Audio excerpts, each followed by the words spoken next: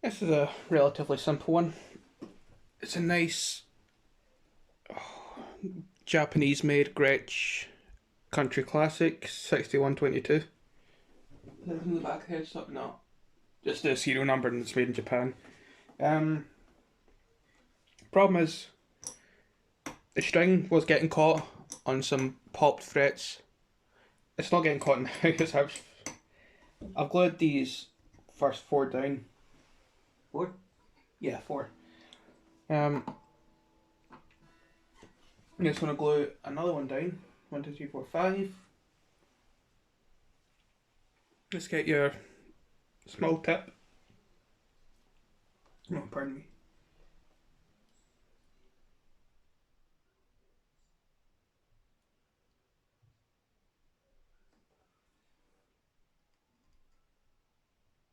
Just want a little bit to go into the fret.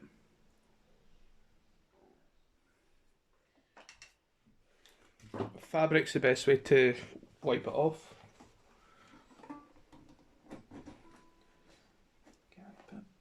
And then hold it down. Gotta make sure I get some squeeze out. Yeah. I'm just using a wee hammer just to put pressure on that end.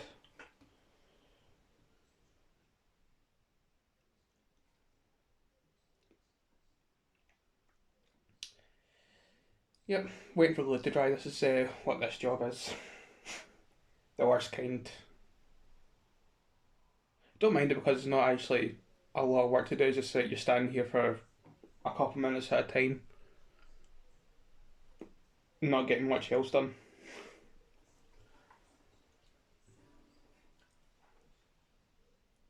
Because this is floating, I don't know if the end of the fingerboard isn't connected to the body. I don't know if a fret press would be a good for this job. I think this has to be kind of hold it under hand pressure.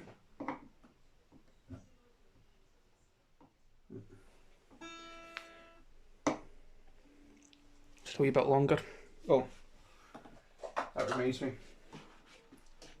I had this in place in case the hammer slipped and just moved it for the video intro. I actually don't think I need to do many more frets after this.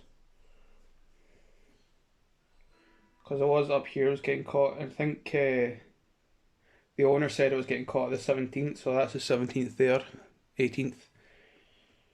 So I think maybe do 1, 2. I'm only going to do 2 more, so you saw the process. Get the glue on, let it wick in, wipe up the excess and hold it down. That's it. I'm going to those 2 more frets, and it's funny because that's all good, but then as soon as you get to like these ones, they feel sharp in the end. Obviously, it's a symptom of this problem. It's the same on this side, but they aren't popped as bad, and that low string isn't getting caught. Plus, your hand's never going to get there. I'll round the sharpness anyway, but that bit isn't a huge issue, and that's relatively comfortable up to about there. So I'm gonna go down both ends anyway. So that's that. Right, pause.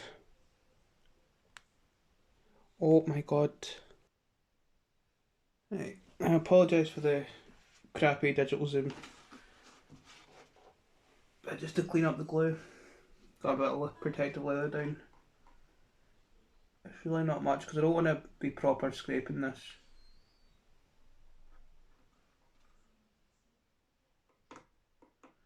I don't want to be taking acetone near this binding either to get the glue off. I'll just gently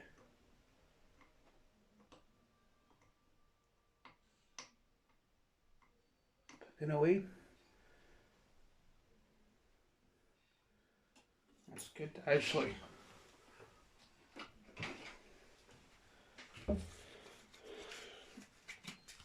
Perfect tool for this job is this wee chisel. I'm really taking next to nothing off.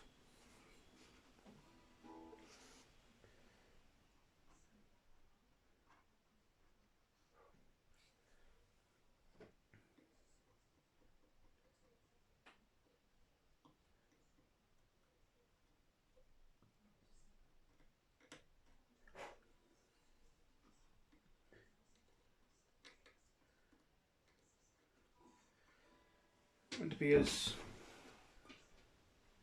little, as invasive as possible. Is the idea. Actually not that much squeeze in now, that's kind of fine. This one's kind of on the end.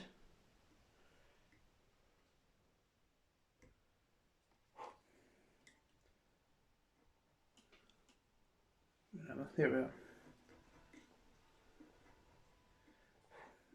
That's fine, yeah.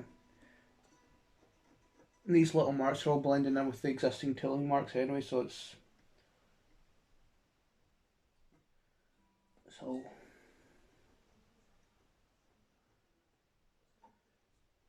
not that as much getting marked here, just anything that isn't being seen.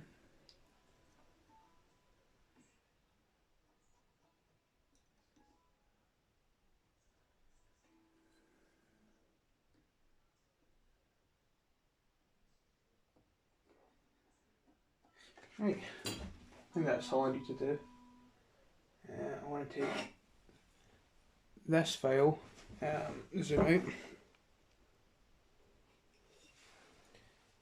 the protective bit in place.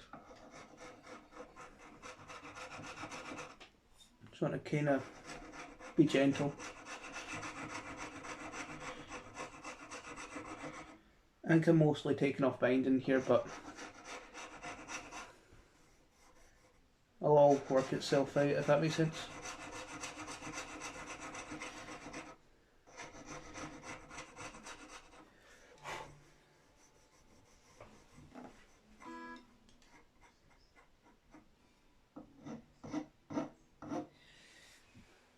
So where did I go down to? Up to here.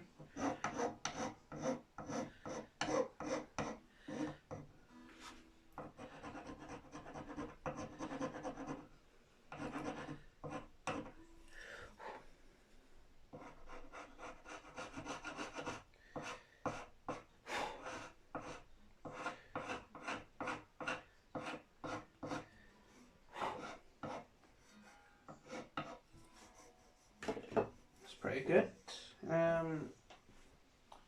Before I go any further, I want to test this.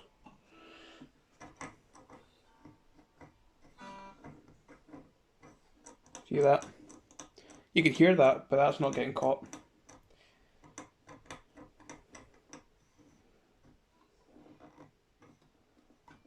And so 15, 16, 17, 18, 19, 20. Nah, I have to hold that down to get it to catch.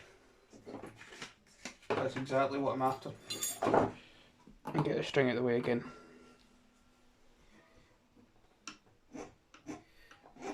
And get all the sharp corners.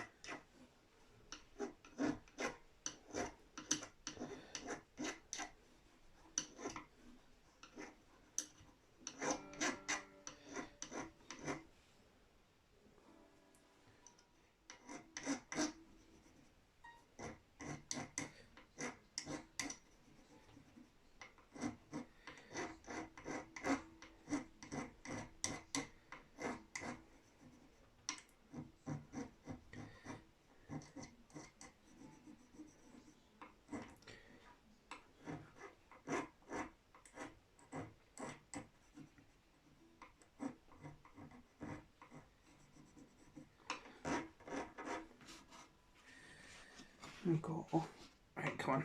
Last couple of frets.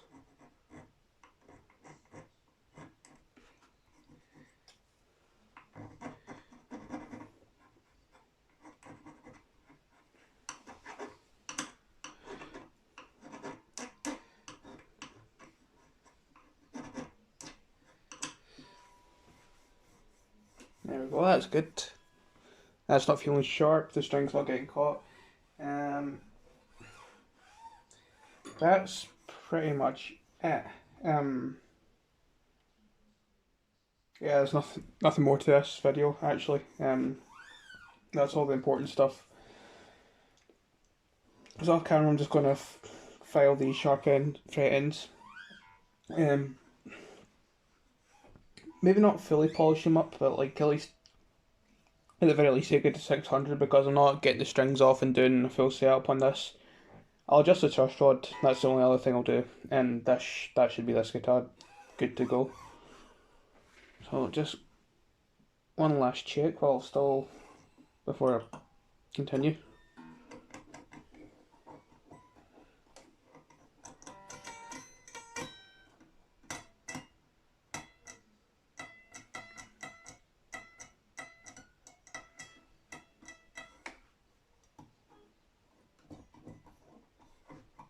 Yeah, that's not one to stay over the end of any of these frets. Oh, there we go. Can you see that? No, you can't. I'll bring this over.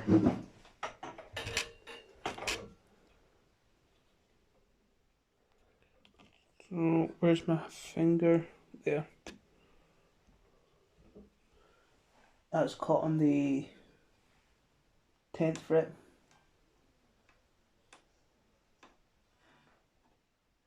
I'll glue that one down, do the same. So that's why, yeah, that's why I always have to check. And that feels sharp as well.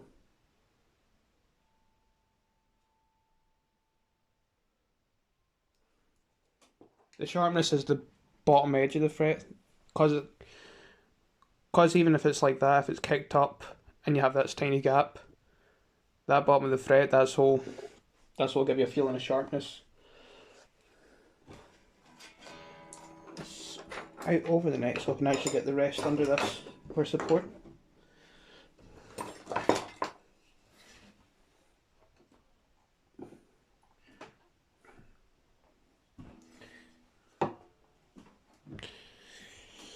Right, so yeah, I'm just going to stop it there because there's nothing else to see. You've seen me just do this so that's it. Right, that's the Gretsch finished up. Nothing's catching, which is good. I was worried about that fret could have been a bit low because it looks quite flat on top and lower next to the other frets, but it's good.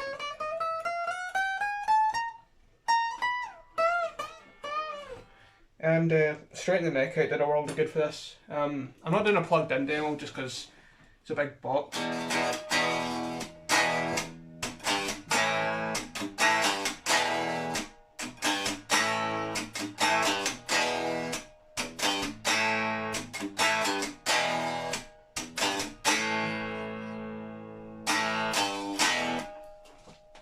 Obviously it's a Gretsch and it's got 11s on it, so you feel that need just to go all Malcolm Young on it.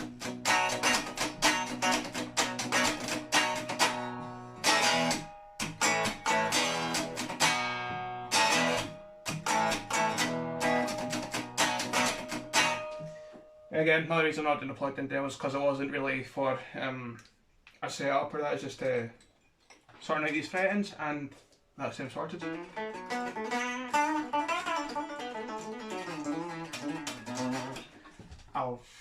This is a cool guitar, but it's not for me. I'd want to get like the proper Malcolm Young Gretsch if I was going for one. If I was more into rockabilly, it's just I'd be all over this thing. I mean, like, you gotta love the painted on F-holes. I mean, still don't know why they do it. I know it's cheaper just to paint on than it is to like actually cut it out, but like totally unnecessary, and it's this is cool. You know, I kind of have a tendency to go towards Japanese guitars. I don't know why, but